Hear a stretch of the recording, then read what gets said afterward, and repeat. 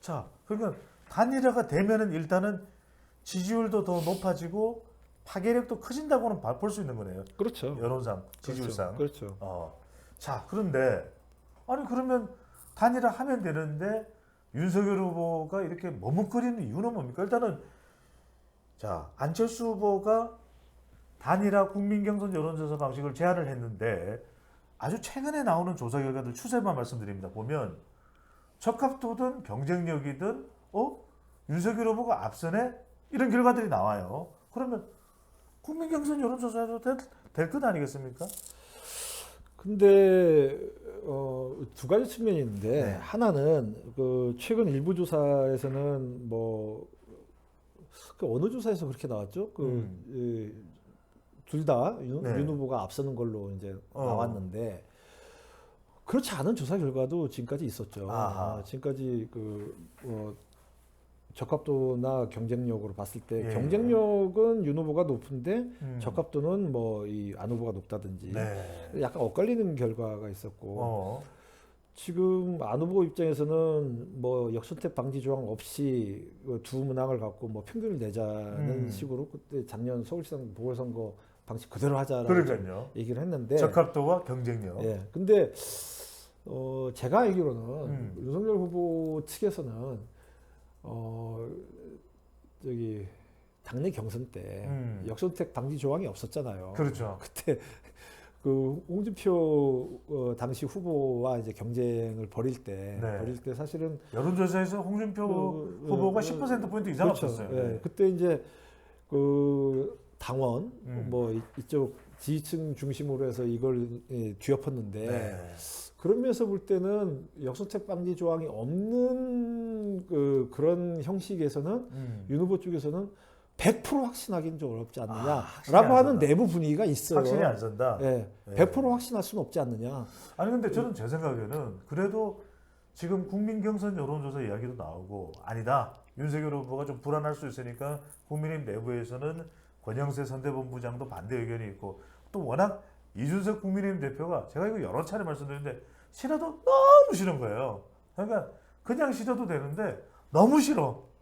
저는 이렇게까지 싫어하는지 왜 모르겠는데 너무 싫어하니까 전 그렇다면 뭐 통권 단판을 할 수도 있고 정 아니면 에이 그래 단일화 꼭 뭐 단일화 해야만 우리가 이기나 그냥 가도 돼 이렇게 생각할 수도 있을 것 같은데 아니 그건 그렇지 않고 그렇습니까? 논점을 좀 정리하면 네.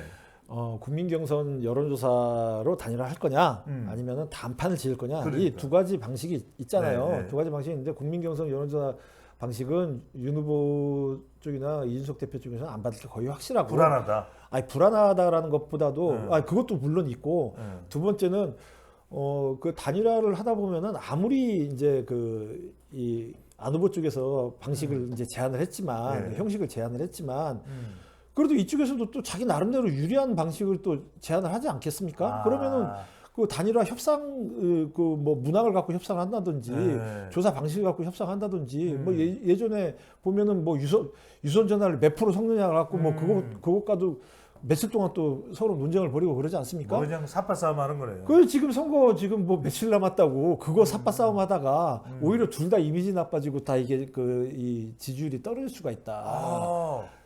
이 권력을 놓고 양쪽에서 지저분한 여론조사 문항 싸움한다, 방식 싸움한다.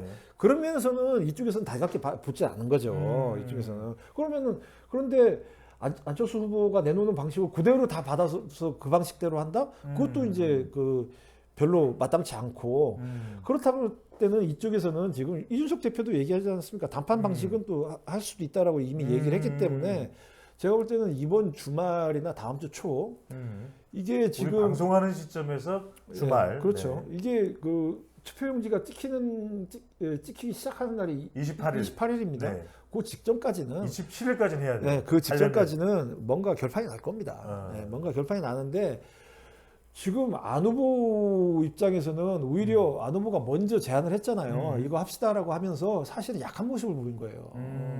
이거 단일화가 안 되면 자기는 그냥 본인은 3등으로 굳어지는 존재감 없는 후보로 끝난다라고 하는 그 불안감이 표출이 되면서 오히려 단일화 제안을 하면서 안 후보 지지율이 모든 조사에 더 떨어지고 있잖아요. 아, 그럴 수 있겠네요. 네, 더 네. 떨어지고 있잖아요. 그러니까 일반 유권자들이 볼 때는 뭐 저기 혼자 힘으로는 정권 교체가 뭐 역시 안 되는 그 후보인가 보다라고 하는 그런 면에서 안철수 후보가. 예, 안철수 후보가 네. 그러면서 존재감이 근데 또 이쪽으로 옮겨지고 있으니까. 저는 또 홍 기자님하고 생각이 조금 다른 게 지금 좀 큰 사고가 있었잖아요. 공식 선거운동 첫날에 바로 유세버스에서 사고가 나서 안타깝게 뭐 안철수 후보가 떠나 보내면서 발인 현장에서 손동지 마음을 안고 가겠습니다. 끝까지 가겠습니다. 이렇게 이야기를 하면서 완주 의지를 또 분명히 했다. 이런 이야기도 나오거든요. 그 끝까지 간다는 게 네. 단판을 해서 어떤 단일화된 후보를 도와서 끝까지 갈 수도 있는 거고 네. 본인이 끝까지 간다고만 근데 해석할 수는 없는 결연한 거죠. 의지더라고요. 그러니까 정말 그 안철수 후보의 그 의지, 그 떨리는 목소리를 들어보면 선동지 의지를 모아서 끝까지 가겠습니다. 그러니까 저는 뭐 선거 끝나도 계속 갈 것 같아요. 이 상태로라면. 왜냐하면 너무 의지가 결연하니까 저도 눈물을 흘릴 뻔했거든요. 그런데 자, 단일화 관련해서 제일 궁금한 건 뭐냐? 27일이든 홍 기자님 단일화했다. 근데 2012년에는 뭐 어설픈 단일화든 뭐 어물쩍 단일화든 안철수 후보가 사퇴하면서 사실상의 단일화가 됐고 뭐 같이 유세를 하기도 했는데 그때는 문재인 후보가 2012년 졌거든요.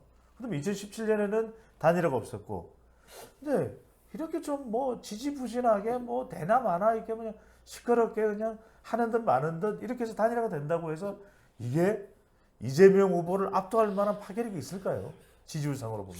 제가 볼 때 그러니까 이제 2012년에 이 안철수 후보가 사퇴를 하면서 결과적으로 단일화가 된 거죠. 그러니까요. 결과적인 단일화. 네. 근데 그 당시의 전례를 뭐 많이 얘기를 할 수밖에 없는데 그럼 그 당시에는 결과적으로 문재인 후보 쪽으로 그 당시 이제 야당 후보가 야권이 단일화가 됐는데 그렇죠. 그건 왜 졌냐? 우리가 그걸 한번 잘 생각을 해봐야 돼요. 그거 왜 졌나? 궁금합니다. 왜 졌을 것 같아요? 제가 먼저 질문해 볼게요. 왜 졌느냐? 네. 완전히 이 시너지 효과가 완전하게 결합을 못했기 때문 아닐까요? 그러니까 이제 서로 단판이나 합의가 아니라 그냥 뭐 대충 뭐 저 안 하겠습니다 하고 뭐 갔으니까 이제 네. 안철수 후보 지지층들이 제대로 안 왔다. 안 갔겠죠. 뭐 그런 해석이 가장 유력하죠. 네. 근데 그것도 다른 해석입니까? 그것도 있지만 저는 특종입니다. 잠깐만요. 특종. 자, 여론 고수수수 특종입니다. 자, 2012년 박근혜 당선의 비밀. 네. 저는 그런 그 효과도 있지만 네. 근본적으로 그 당시에는 안 후보하고 문 후보하고 지지율이 뭐 18%, 뭐 19%, 20%하고 비슷비슷했어요. 예. 그리고 박근혜 후보가 한 40% 가까이 되고. 그러니까요. 둘이 더하면 40% 된다라고 봤죠. 근데 안 후보를 지지했던 20%의 지지층의 성격하고 예. 문 후보를 지지했던 20%의 성격하고 예. 그 당시는 이쪽 분들이 야권이었으니까 그러면 정권 교체라고 하는 그런 일념으로 이 지지층이 합칠 수 있었을까? 그거는 좀 달랐다라는 거죠. 그거는 성격이 좀 약간 다른 성격의 네. 지지층 20%와 20%가 있었다는 거죠. 그 당시에는. 네. 그러니까 말 그대로 뭐 완전히 마음에 드는 건 아닌데 조금만 더 들어보고 판단했으면 좀 더 설명해 주시죠.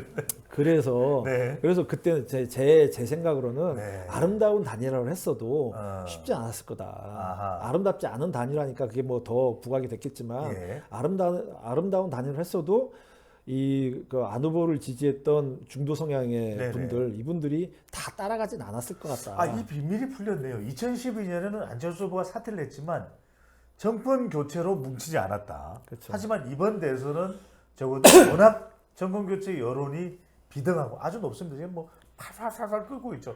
팔팔 끓고 있으니까 어쨌든 간에 단일화가 되면은 두 사람의 여론이 뭉쳐질 것이다. 이 말씀인 거죠. 아니 이번에도 제가 그럴 거다라고는 제가 아직 얘기 안 했어요. 좀 제대로 좀 하세요. 아직 안 물어봤잖아요. 네. 근데 그 당시에도 사실은 뭐 문 후보 지지자나 안 후보 지지자나 정권 교체를 원하긴 원했죠. 양쪽 다 원하긴 원했는데 우리가 그걸 잘 봐야 돼요. 그 당시에 방송 3사 조사가 이제 선거 한 달 전부터인가 이제 몇 차례 계속 있었죠. 네. 몇 차례 계속 있었는데 그 당시에 그 조사에서 정권 교체론에 대한 결과를 보면 아주 재밌는 게 있어요. 네. 그 처음에는 한 두세 달 전에는 지금처럼 정권 교체론이 한 10% 15% 앞섰어요. 네. 앞섰는데 마지막 가잖아요. 마지막 네. 가면은 안 후보가 사퇴한 이후에 이게 지지율 곡선이 이렇게 되면서 역전을 해버려요. 오. 정권 교체론보다 정권 유지론이 한 1, 2% 앞서게 돼요. 선거 하루 이틀 전에. 예. 왜 그랬겠냐 그걸 생각해봐요. 근데 이게 그 지지율이 그러니까 지지율이 아니라 정권 교체론과 정권 유지론의 지지율이 이렇게 50%대 뭐 40%로 이렇게 쭉 가다가 안 후보가 사퇴하니까 이게 저 정권 교체론이 쑥그러들어요. 네. 마지막에 가서는 역전이 돼요. 네. 왜 그렇겠냐? 어. 안 후보를 지지하는 사람들이 정권 교체의 적임자로 문 후보를 안 봤다는 보기 싫은 거죠. 네. 그러니까 안 후보가 적임자인데 네. 안 후보가 없어지니까 아예 그럴 거면 차라리 박 후보로 해서 박근혜 후보로 해서 네. 그냥 정권이 가는 게 낫겠다라고 생각하는 여론들이 이렇게 된 거죠. 예. 그걸 우리가 잘 봐야 돼요. 근데 지금은 정권 유지론과 정권 교체론이 끝까지 계속 가고 있잖아요. 알겠습니다. 네.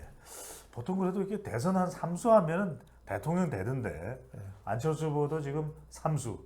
자, 이해창 후보도 3수를 했는데 대통령이 못 된 거죠. 네, 알겠습니다. 자, 3수. 제가 3수를 왜 자꾸 이야기하시는 거는 뭐 알아차리시면 안 될 것 같고. 구독, 좋아요, 빵빵빵빵빵빵빵하게 많이 해주시고 다음 주에도 대선 특집으로 돌아오겠습니다. 안녕. 자, 그럼 안녕.